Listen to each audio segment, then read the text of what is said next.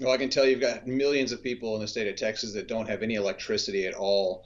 Some of it's caused by ice building up on power lines and taking those power lines down, as that's the case in the area where I am, where I have several neighbors that don't have electricity, but we do. Very fortunate in that aspect. But there are millions of people throughout the state who I hope don't have breathing machines at their homes, like family members of mine. They have no electricity. Incredible. And any idea of when we might know very serious concerns like these? Well, the worst is not behind us. In fact, tonight, probably around 8 o'clock Texas time, Central time, is when we're really going to see the worst of it. Wind generation is going to drop off to even lower than where it is right now, which is about 10% of its installed capacity. That is more than what our regulators have predicted would be available. But tonight, about 8 p.m., you'll see wind almost completely drop off.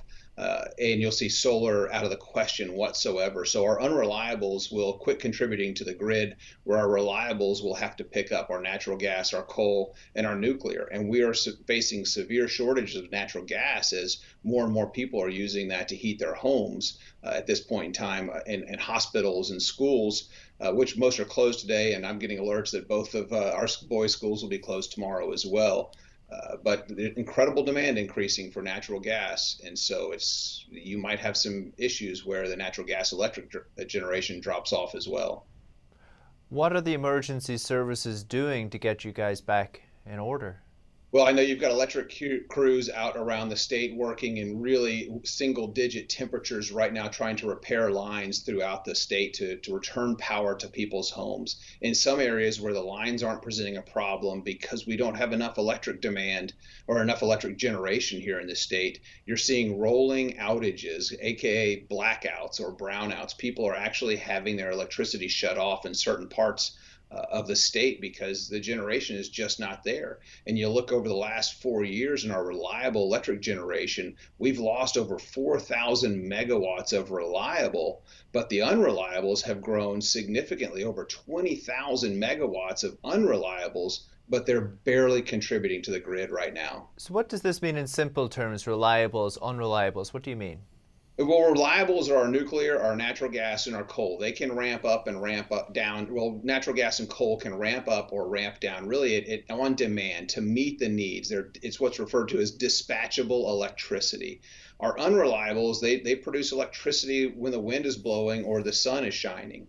And then they freeze up in really cold temperatures too. So our Electric Reliability Council of Texas reported today that over half of our wind generators, these windmills are frozen. They're completely shut down, and the rest of them are barely producing any electricity. At last check, just moments ago, 10% of their installed capacity was producing electricity. That means if we had that kind of low number for natural gas or coal or nuclear, we would have almost the entire state without electricity right now. But fortunately, we have reliables. But unfortunately, we've subsidized and depend too much on virtue signaling and really given these unreliables incredibly huge benefits over the last decade. And now those chickens are coming home to roost. And I saw that the ERCOT wholesale energy prices have shot through the roof. Is it Oh, going to be a big bill coming for you guys at the end of this yeah, as and well? that's why there's not only messages for people to conserve their electricity so that they can manage their bills that are going to be coming due, but this is very similar to an August, a late August timeframe in Texas, where we don't have a lot of wind that are helping our grid in keeping electric reliability up. And so costs are going to skyrocket not only for the providers, but those costs ultimately get pushed down to the consumers. And so, yes, people will see probably August-like electric bills here in Texas here in the beginning of February, just with this unprecedented cold snap that we're seeing.